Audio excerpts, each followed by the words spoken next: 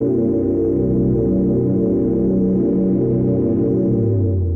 welcome Steve Trousdale, business editor for the San Jose Mercury News. Good afternoon and welcome. I hope you're looking forward to a great conversation with Professor Michael Boskin. Professor Boskin is both a senior fellow at the Hoover Institution and the T.M. Friedman Professor of Economics at Stanford University. He currently sits on the boards of both ExxonMobil Corporation and Oracle Corporation here in Silicon Valley, of course. Professor Boskin served as chairman of the President's Council of Economic Advisors during the administration of President George H.W. Bush from 1989 to 1993. He is the author of more than 150 books and articles, most of which I have to confess I haven't quite read yet, and he is a recipient of numerous professional honors and awards, including Stanford's Distinguished Teaching Medal in 1998. Please welcome Professor Boskin.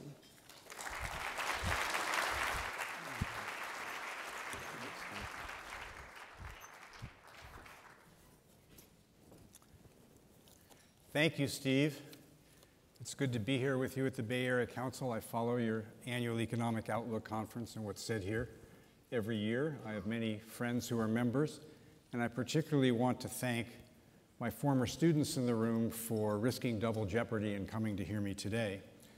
I should also thank them for all I learned teaching them. They may be surprised at that, but I learn a lot when I teach. I'm going to speak briefly about the economic outlook, mostly about the national and international outlook. I'll refer to California and Silicon Valley briefly, but Steve will come back up and we'll have plenty of time for Q&A. Before doing so, talking about such a serious subject, I should begin with an air of levity and a bit of humility about economists. After all, economic forecasting is a bit like meteorology. It's useful but quite inexact. Well, there's a joke that can be told about any three professions. I'll tell it real quickly about economists, engineers, and doctors. Three people show up at the pearly gate and there's a temporary housing shortage, kind of the opposite of what's going on nationally in recent years. And there's an old rule of thumb, you get an inverse order of the age of your profession. There's only one unit and there are three people. So the doctors, and it goes to the person from the oldest profession. So the doctor stepped forward and said, Adam's rib, the creation of Eve, that's a medical act. Obviously, medicine is the oldest profession. So I should get the housing unit and the others can wait. And the engineer stepped forward and wait a second. Before you created Adam and Eve, you created the universe. That was an engineering feat. We have a lot of engineers here in Silicon Valley. That's older than medicine. That seemed convincing until the economist stepped forward and said, wait a second. Whoa, what are you talking about? What did you create the universe out of? Chaos. Who do you think created all the chaos? Well, fortunately, we seem to have come through the worst of the worst economic tumult in a generation, both here and around the world. What's come to be called the Great Recession was the greatest economic dislocation and disruption causing the greatest harm since the early 1980s. Some would say, with a particularly short time frame of reference, the greatest since the Great Depression. That's debatable. It's certainly the early 80s were probably just as severe. There's been great debate about the appropriate role of government policy in causing the Great Recession, regulatory and monetary policy prior to the crisis, monetary, and regulatory, and fiscal policy in hopefully preventing it from getting worse and where we go forward. And we're at a time of continued great debate, quiescent because this year the budget was sort of cooked by an agreement a few months ago, but a great debate about how big the government should be and what it should do, how active it should be, whether it should spend more and tax more or spend less and tax less, how much it should borrow, and what the long-term implications of debt are here. We've seen some quite destabilizing effects of high debt in Europe, for example. So I'm going to take you through a few slides quickly to set concepts, talk about 10 important factors to think about, and then throw it open for some Q&A. I'll quickly go through these. Unfortunately, we don't have a laser pointer on this. Well, I just got one. Thank you. Solves the problem. Just-in-time inventory system here. Okay, so we can see the shaded area is a recession over the last several decades.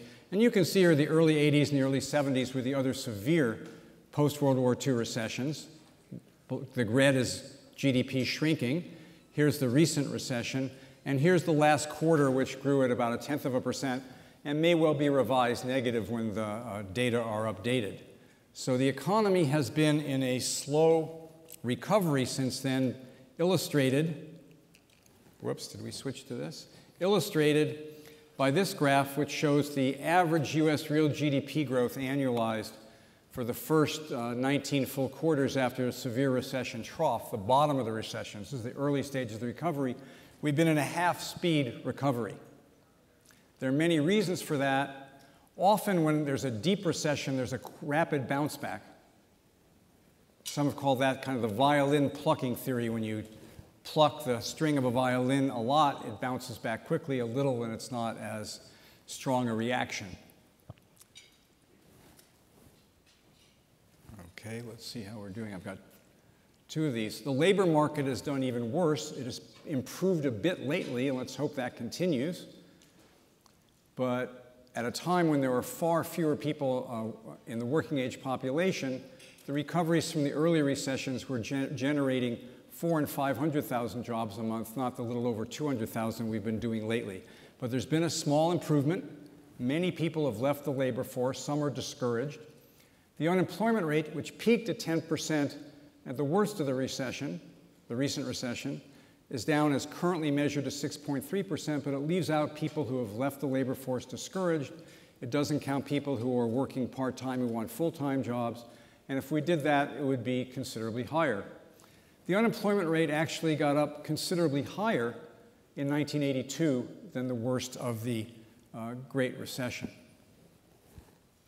So a weak recovery.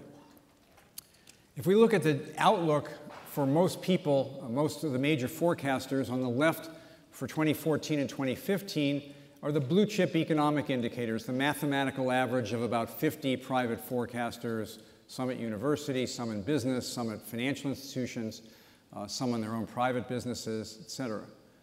I've been a hair more optimistic of late for later this year and next year. I've been a little pessimistic about the end of last year and beginning of this year. It's important to understand that talking about growth of a little over 2.5%, maybe revised down a hair when the first quarter gets revised down this year, and 3% next year would be decent, would be okay if the economy were back to full potential, back to full employment. The nation as a whole is nowhere near back to full employment. It still has a ways to go. The Bay Area and Silicon Valley, of course, have been doing much better for a long time. Something that we hope will continue, but as the internet bubble and subsequent bust taught us, we don't always do better than the rest of the country. Okay. The world GDP outlook, the IMF and the International Monetary Fund and the blue chip private forecasters are about the same for the next couple of years. World GDP, important for us because we're still a great trading nation. Important for many of you and your Silicon Valley firms because many of you have substantial sales abroad. And those sales generally grow as the economy improves abroad, is forecasted to be picking up a bit as Europe continues to turn around from its second recession in the last few years, as the US is expected to pick up a little bit, and all this despite the fact that China has moderated and India slowed substantially and still dealing with high inflation. So the excessive optimism about the BRICS, Brazil, Russia, India, and China, has abated of late, but hopefully they will rebound and start to do better in the near future. Russia and India, I think, are the two biggest question marks there. There are a bunch of big questions. I won't read them all. You can get the slide if you're interested in thinking about this, but I want to just mention a few about what will determine whether the economy will do about as well as this, a modest recovery strengthening a bit, or will do worse, even in the near future falling back toward zero or toward recession, or whether we'll get the 4.5% growth we usually get in the recoveries from deep recession for a year or two.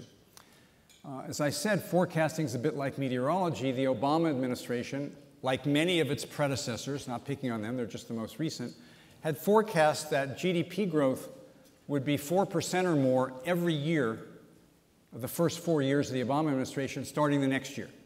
So it wasn't just they said that the recession was worse than we figured. Every year they were forecasting GDP growth to be 4% the next year for the first 4 years of the Obama presidency. Now it's a little less than 4% next year. So they were quite optimistic, perhaps enthusiastic about the potential efficacy of their policies. I had been quite pessimistic. In 2007, if any of you read my writings, I said there's a sizable and growing chance of recession in 2008. The week after the president's election in 2008, I was asked by the New York Times, which I don't normally write for, what my views were and what advice I'd give, and I said it was going to be the worst downturn in a generation. And the most important thing is that you set aside, maybe do pilot programs, these large disruptive transformations of the economy that will add cost and create great uncertainty, because they will slow and weaken the recovery. And whatever your views are in this room about all the president's initiatives, they certainly added a great deal of uncertainty to the economic and financial outlook, and a great deal of regulation and diktats and uncertainty to wide swaths of the economy. Less so in Silicon Valley than in energy and financial services and in healthcare.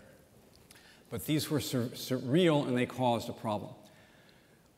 A huge debate has erupted in economics about whether the short-term slow recovery, and especially in the labor market, is cyclical. As demand picks up, it'll cure itself, or whether there's a long-term structural component to it, having to do with the changing nature of jobs, robotics, technology, globalization, and so on. My own view, it's undoubtedly some of each, and we shouldn't just expect this recovery to have been exactly like previous ones. We still have a substantial normalization of both monetary and fiscal policy to go through. The Fed, in addition to its usual problem of picking when to raise interest rates as we come out of recession into recovery to forestall future inflation, now has to simultaneously decide what to do about their huge portfolio they've acquired of, now their balance sheet is $4 trillion. A lot of mortgage-backed securities and long-term treasuries. When will they sell, or will they hold it to maturity? And will they give some certainty to the private sector, some predictability, so investors can decide to buy those things, not fearing the Fed will dump behind them? So the Fed has a doubly difficult exit strategy, and a new chair, our friend Janet Yellen from Berkeley, former president of the San Francisco Federal Reserve, and she's going to have, and her colleagues, a doubly difficult task. Often in the past, the Fed has waited too long. There's no serious inflation pressure in the near term. There's no sign of that. But over a span of some years, if the Fed doesn't normalize properly, we could see a return to a serious inflation problem. That would be a serious tragedy. Same for fiscal policy. We still have sizable deficits. They're shrinking. Revenues are booming as the economy recovers, and so on. And the budget deal did a partial consolidation. But we'll see in a moment we still have big debt. We're going to have to figure out, will demography overwhelm us? America's going from 3.25 workers per retiree to 2, which means if we're going to fund the projected, with current formulas, which are rising real benefits per beneficiary, amounts in Social Security and Medicare, we're going to have massive tax hikes, bringing the tax burden on the middle class way higher. There just aren't enough, even if you could pass a tax hike solely on higher income people, there's just not enough revenue there. And that would cause widespread disruption to the economy. We are in better shape than most of our major competitors. The Japanese, Germans, et cetera, Italians, they're seeing their population's growth stall, their labor force growth stall. China will be older than the United States in a generation. So we have serious problems of demography, and these changes will affect everything from where people live to how they work to the financial vehicles they need to deal with insurance when there's 4 generations alive simultaneously, commonly in America and other countries. So we have to figure out how to deal with this, and our political process so far has just kicked the can down the road, and what we've been doing is adding entitlements, not getting the existing ones into some long-run balance. We have a serious issue about the labor force, particularly the lower part of the labor force in terms of skills and the quality of our schools. They're turning out, our performance on international standardized tests are not improving. We're being outcompeted in that regard. That does not bode well for us. We can go through a variety of these things, but we are also dependent on what goes on in the rest of the world. The trade agenda has lapsed, has stalled. We have trade agreements we're thinking of signing with, in the Pacific and the Atlantic, and trade will be good for everybody, not everybody within a country, but for all countries, and we can round off the rough edges of people who are temporarily dislocated by that trade liberalization. But we have a big stake in Europe not collapsing, not having the free fall that people were worried about a year or two ago reappear. They've kicked the can down the road in their banks and their sovereign debt problems. And China has a big political and economic transformation to go to. They're trying to transform their economy to rely more on domestic demand and transform their political process to be less corrupt, and we'll see if they succeed.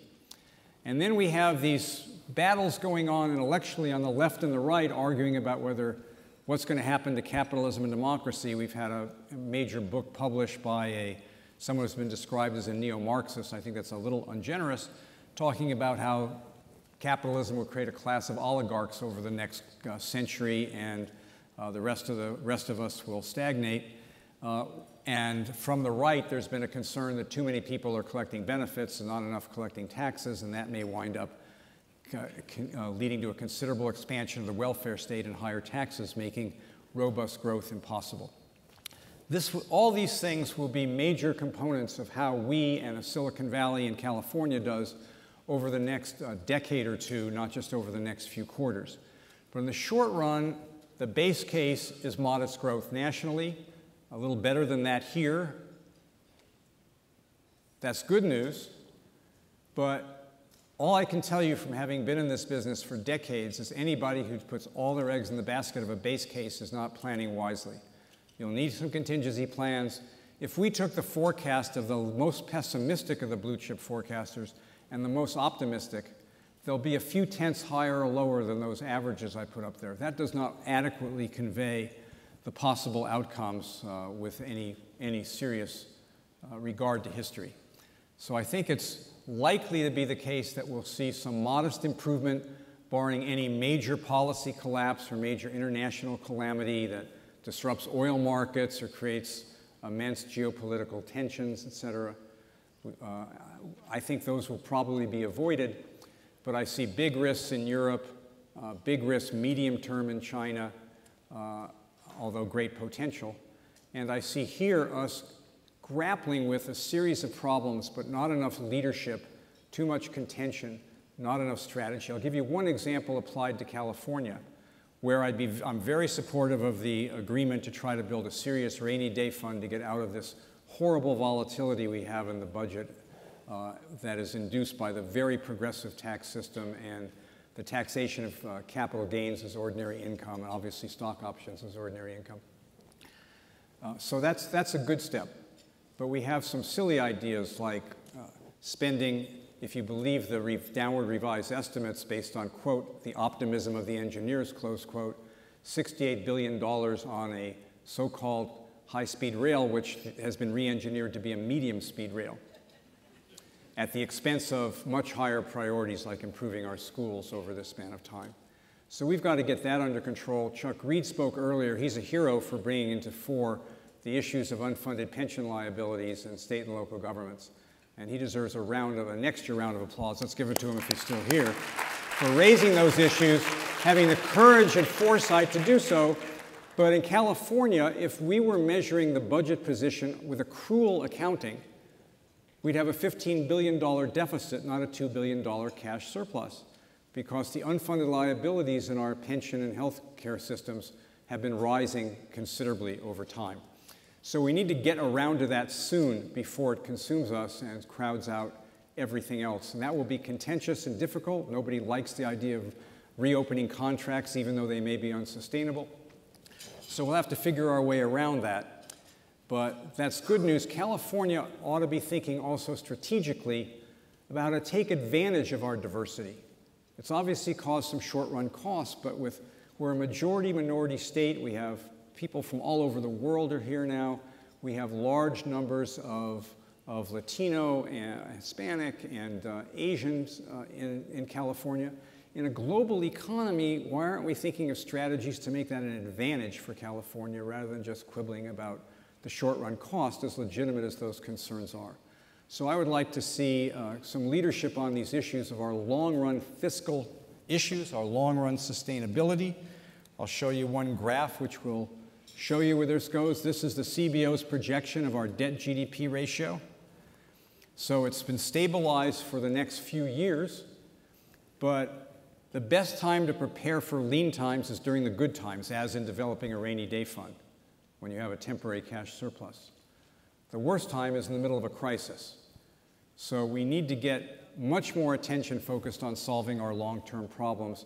I'm cautiously optimistic we'll find the leadership to be able to do that, but so far I think it's been lacking, and I'm hoping to push a little harder for all of you, that all of you join me in pushing a little harder to make it possible for those leaders to succeed politically by raising and dealing with these issues. I'll end there and turn it over to Steve. Thank you very much. Please welcome Steve Truesdale back to the podium. Thank you, Professor. Hello again, everyone. So before kicking off my questions for Professor Boskin, I thought we'd start with a question for the audience, which I believe will be showing up on the screen momentarily. Big question for all of us right now is, what is the greatest threat to the Bay Area economy? And we've offered you up 5 choices. I think it covers the gamut. There's lack of housing and transportation, growing income inequality, which I know Professor Boskin talked about, and we'll talk about a little bit more, the ability to attract top talent, competition from more business-friendly states. I'm sure most of you have heard the ads from Texas Governor Rick Perry, and taxes and regulation. So while you're sending in your responses to that, why don't Professor Boskin and I get started on my questions for him. The first one, and I think this is one that's also on a lot of people's minds these days. We've got a big election coming up, big midterm election this November, less so on the state level, but more so on the national level. Can you talk to us a little bit about what are the implications for the Bay Area and Silicon Valley, especially if the Senate changes hands? Well, I think, we have, or our founders designed a system of checks and balances. And the Republicans controlling the House, President Obama, and the Democrats controlling the Senate, has made it difficult to get things done, and that has been because they primarily have different views of what ought to be done. That's number one. President Obama has resorted to a variety of actions. Some Republicans claim that they're not fully legal, but he's done a lot of executive orders, et cetera. And he's amended a lot of laws without Congress approving and so on, like in the Obamacare legislation, the Affordable Care Act. On the other hand, the Senate has not even confirmed large numbers of federal employees. So the Federal Reserve may be in 2 weeks, if they don't confirm the 2 that passed out of committee, Stanley Fischer and Lael Brainerd, who are both quite capable. Lael worked for me when I was CEA chair, and Stanley Fischer's a very distinguished economist. The Fed Board of Governors is down to 3 people, and it'll be hard even to conduct its committee meetings. They won't be able to talk. They will be barred from talking to each other except in public, because it's illegal for a majority of the board to convene and discuss monetary policy or any Fed business. So when there's normally 7 people, up to 3 of them can meet, but not 4 or more. So it's just become, it's sort of the level of the governance, the government's problems we have from, think about it. Suppose you got nominated by this or the next president to serve your country. I'm sure most of us, like I was, would be quite honored to be asked to do that and want to do something. You'd maybe take a chance on disrupting your life and moving your family, et cetera, for a while. Stopping in mid-career to do something, that's great. We rely on quality people doing that. But now you go through this unbelievably intrusive set of checks, financial and FBI, et cetera, which is fine. We don't want anybody with bad in the government. But it takes forever. Then you could get nominated. It could take you 6 months or a year before the Senate will even consider your nomination. Well, what's your life like? Who can put their life on hold with the possibility they might serve their country for a year or 18 months, rather than just take, many people will take a couple of years out of their life, so we're about doubling that because it's taking so long. So this has become kind of an outrage. And we need to really get back to fixing the basic plumbing and functioning of our government. I think that we have a big problem in that regard. I think if the Republicans take control of the Senate, they will block more, they will continue to block stuff. They will be able to pass legislation out of the House and Senate and take it to the President. The President will, for example, if they, quote, repealed or greatly amended Obamacare, the President would undoubtedly veto it. So what good would it do? Well, it changes the bargaining power. And the President might be willing to negotiate some changes that he'd be willing to sign. So there's some prospect of that. But as a general proposition, you'd expect a lot more stuff to get past a House and Senate to agree. Right now, the House passes bills, the Senate doesn't take them up, or vice versa. So I think that's the main implication. And the main implication will be setting the table for the 2016 presidential elections, when we'll be trying to figure out what course we want policy to take, because the President and the President's appointees have a lot to say about that. And so I think over the next 2 or 3 or 4 years, we'll be deciding whether we're going to spend most of our time worrying about redistributing income or most of our time trying to figure out how to make it grow. And while GDP has been growing, as we were talking about earlier, Steve, wages have grown very slowly for the broad swath of the population. And that is part of the discontent, that standards of living aren't rising very rapidly for a large number of people. And how to make that happen, the Republicans want to stress economic growth to lift it up. JFK was only partly right when he said a rising tide lifts all boats. It doesn't, but it lifts a lot more than any other tide. So that's number one. The second thing that's worth mentioning is that Democrats want to take care of the immediate needs of people who aren't doing well. And Republicans want to sort of move them up the income ladder over time. And that's created a great tension in our policy, and we'll be debating that over this election and the run-up to 2016. And then we'll see if we can get at some of these long-run issues while maintaining a humane safety net. Well, that's a great segue to my next question, which touches on the issue of income inequality. Politicians are obviously talking a lot about it. There's the book that you mentioned earlier by the French economist who, if I'm getting the pronunciation of his name correct in French, is Thomas Piketty, which has been raising a lot of controversy and questions about the whole issue of income inequality. Do you think it's a problem? It turns out that the distribution of income has been widening, primarily because of a widening distribution of wages, virtually everywhere in the last 25 or 30 years. It has been from Brazil to China to America to France to Italy to wherever, Japan. And so what's happened is some global phenomena have to be primarily responsible. It can't be just something that happened in the US. And the big disruption has been the tremendous opening up and addition of well over 1 billion workers to the global labor supply pool, able to produce traded goods and services, with the opening of China since Deng Xiaoping, with the improvements in India since Rajiv Gandhi, although that's up and down, the collapse of the former Soviet Union. These countries didn't, China and the USSR did not trade with us. So adding them has put downward pressure on wages by expanding supply. You remember your Econ 1 class. And that has been a big part of it. Technology has contributed by making global supply chains possible. It's created benefits, lower prices for American consumers. So that's number one. The second point is global inequality has fallen precipitously. Why? Because the poor countries have gotten richer.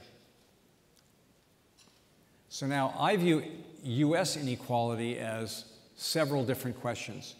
One, low-income people. How do we get them into the labor force, more human capital, moving up the ladder?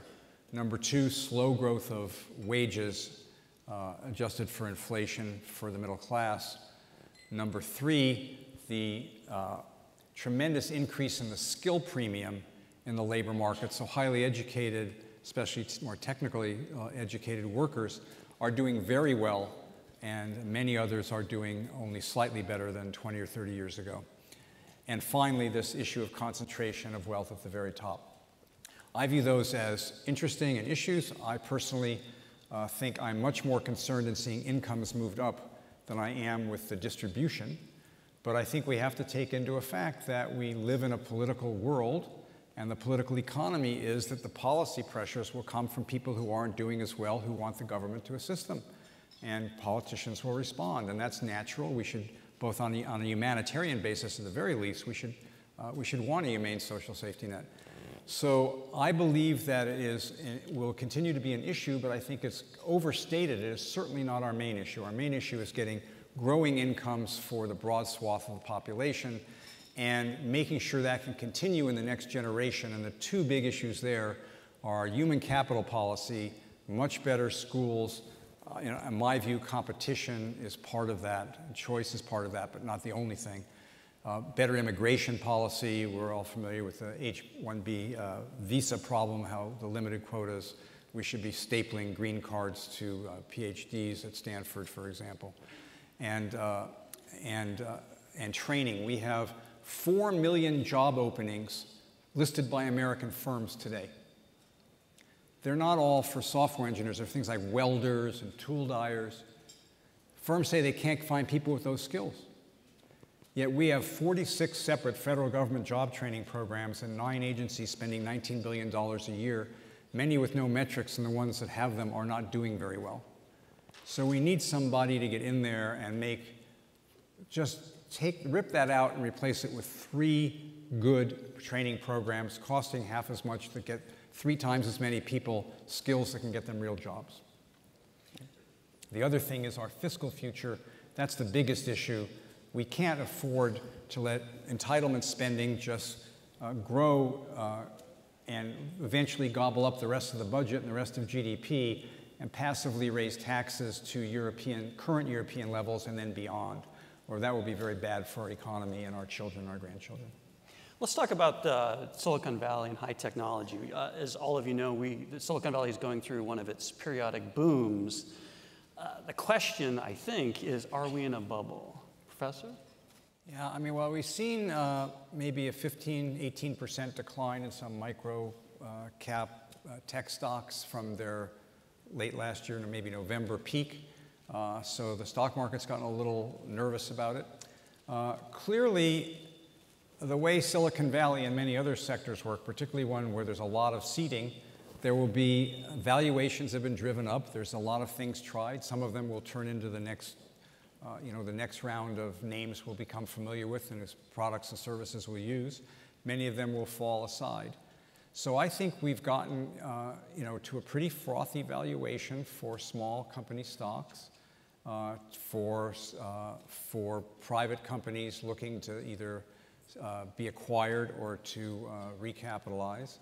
And I think that that's going to be difficult to sustain, but I've never put my own personal wealth in guessing what type of correction will happen. I try to be careful about that because I think that it's very hard to say exactly what that will look like and when. I think it's nowhere near the kind of thing we experienced with the internet and Y2K bubble and the late 90s through 2000 and the collapse. If this happens, it will be a mini version of that. And I think that we've had some great companies come out of it that will endure, as Microsoft and Oracle and Intel survived a previous age. So one of the things you touched on in a previous answer was post-high school education. I wanted to ask you a little bit about K through 12 education. Bay Area has, as all of us know, some of the best schools in the state and some of the worst. How do you think, what policies should we be implementing to bring the laggards up? Well, I think it has to start with some combination of choice and either negotiated or pushed through changes in the way our teachers are evaluated and promoted and retained. We have very quick tenure. Teachers are doing poorly, but they then get, they get sent around, they retain their jobs, and they then wind up imparting too little skill and knowledge to their students who bear those costs, often for the rest of their life.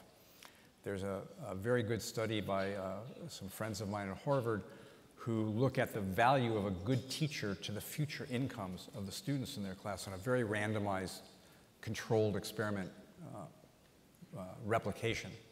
and it's immense. It's hundreds of thousands of dollars per class. So it's important that we greatly improve that, and that would involve merit pay and things of that sort, so that people who enter the teaching profession and do well can earn a lot more. People who do poorly will be reassigned, and then eventually, if they don't shape up, given additional training or whatever we want to do, will not continue. And so I view that as kind of the heart of the matter. It's not the only answer. There may be additional resources that are necessary. I know the governor's been pushing that in the state. It may also be that we have opportunities to enact some correlative social policies that are good for disadvantaged kids. But right now, we have too many kids in underperforming schools. The schools are part of the problem, and we're not fixing the school part. There certainly is part from insufficient input from parents. Some of these kids, unfortunately, don't have any parents. They're living with a grandparent or an uncle. We all know about some of the problems in some of our disadvantaged communities. So I view that not only as, on a humanitarian and personal basis, as a tragedy for them, but this is wasting our future labor force. These kids should be getting an education, should be part of our success in the future, rather than not getting it and becoming a problem later because they'll impose costs on society. So I view this, other than our fiscal issue, as the second biggest long-run issue confronting America continuing to be a world leader. Should everyone go to college? No, everyone shouldn't go to college. I say that as a college professor. But we should have and not just because I observe what's going on at Stanford, where I think kids are getting a great education. But I do believe that we need to do a better job of having an array of training and educational opportunities for kids for whom getting a bunch of loans and trying to get a college degree and getting a major that really doesn't teach them something that's marketable, which may enrich them in some ways as a citizen, that may be fine. But we also have to get them some skills so they can get a job. And that won't necessarily be as a software engineer, but they have to have skills that are relevant to the economy that they're going to be in for the next several decades. And I think we're kind of not doing a very good job at that level. Some of that's community colleges and improving those programs. Many firms have started doing partnerships with community colleges for training. IBM has one, for example, and others do, where they're actually working with a community college to train people for particular jobs that they can't find people to fill, part of this 4 million I was talking about.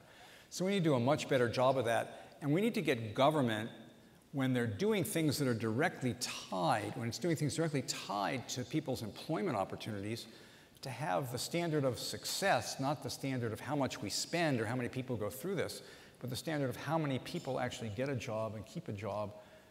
We have to have much more performance metrics in government. The government needs to do a lot of things. Some are business-like, some are not, and appropriately not. But on these kinds of things, the fact that we really don't have performance-based accountability for our government programs, federal, state, and local, is really deeply unfortunate. So let's turn to the question that started things off. I saw the results earlier, but it looks like they have disappeared.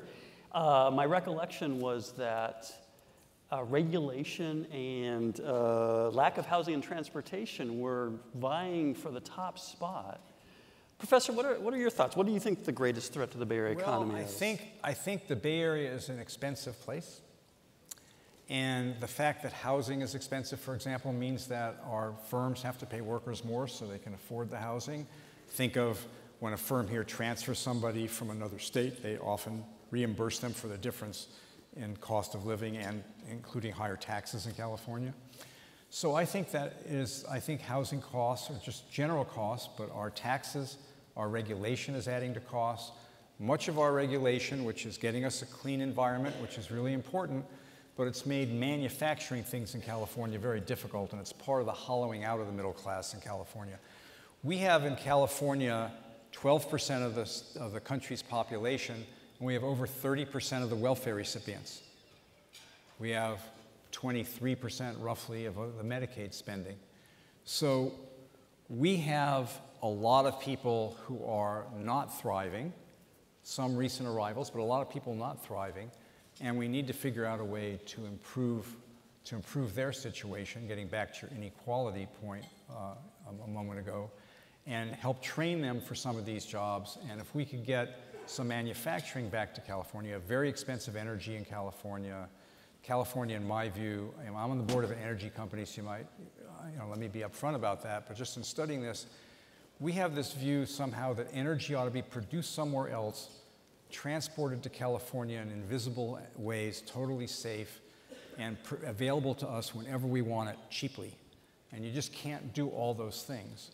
And while we're pushing more renewables, and there's a case for more renewables to diversify our mix for lots of reasons, including potential environmental issues, that's raising the cost of energy here. And so we have to figure out ways to prevent that from causing even more damage and forcing more of those jobs out. There's an old saying that the way to, it's maybe a overstatement, but the way to become a small business for a small business in California is to start as a big business. Now, I think that's exaggerated, but the fact is most of our Silicon Valley firms expand somewhere else. Their headquarters remain here. They do some stuff here. They may expand a bit here, but a lot of their operations move to other states and, of course, some globally. Professor, thank you. Thank you to the audience and to the Bay Area Council. You've got a great afternoon lineup coming up.